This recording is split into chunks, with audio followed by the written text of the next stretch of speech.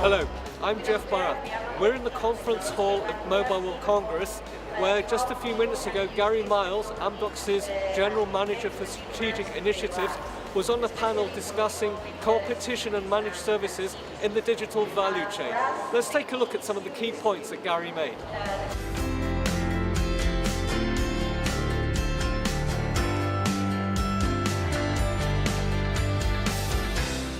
For us, there's so many acquisitions on the marketplace, and they're major moves, right? So AT&T and DirecTV and BT's acquisitions and Comcast, Time Warner, and these are enormous transactions. And then you have different systems in the back end, and at the same time you have all these complexities.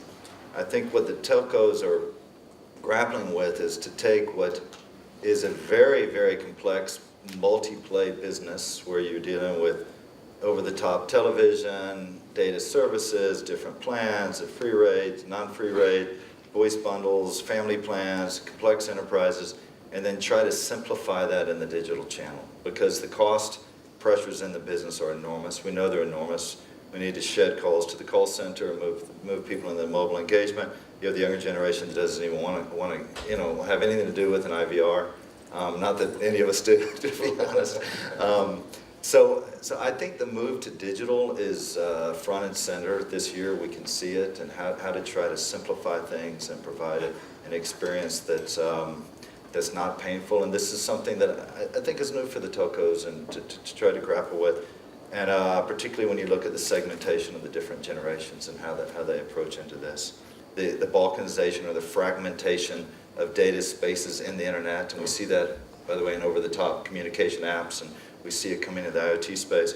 But I think this is an interesting place in which we need to figure out how, as an industry, to make sense of it and to monetize it, quite frankly. The other area that I think is very interesting on the digital side is in mobile financial services. So a number of the panel members are entering this space. Telcos are entering it. If you go into some emerging markets, it's 200 meters to the nearest top-up station, and it's 20 kilometers to the nearest bank.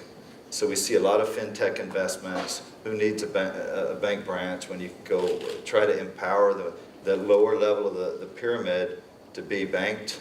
Airtime is a form of a balance. So we can see that you add this with money and loyalty and bring this together and start to bank the population and push this market segment. This is a big area, as well as remittance and things like that, which you can do through the mobile channel. So we see this as a big kind of convergence of technology and telecom and financial services coming down the pipe. There's so much pressure in this industry on maintaining profitability.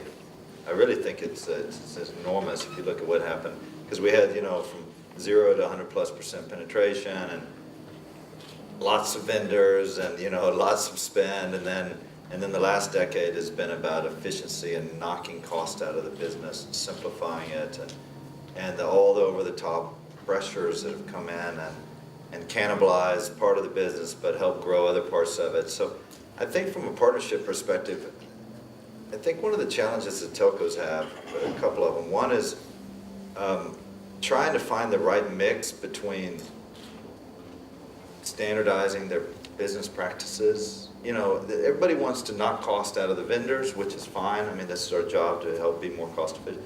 But it's also a discipline issue. So, okay, take the best practice solution out of the box, use it, and don't try to change the system to suit the old practices that you had with the old systems, right? So find a partner that's going to help, I think, have the experience and maybe strength to bring a balance to the relationship and push those best practices in, while at the same time forcing vendors like Amdocs. One of the things that we've had to do is expose all of our asset, all the valuable data, for example, that a lot of telcos own, is in the core of the billing system.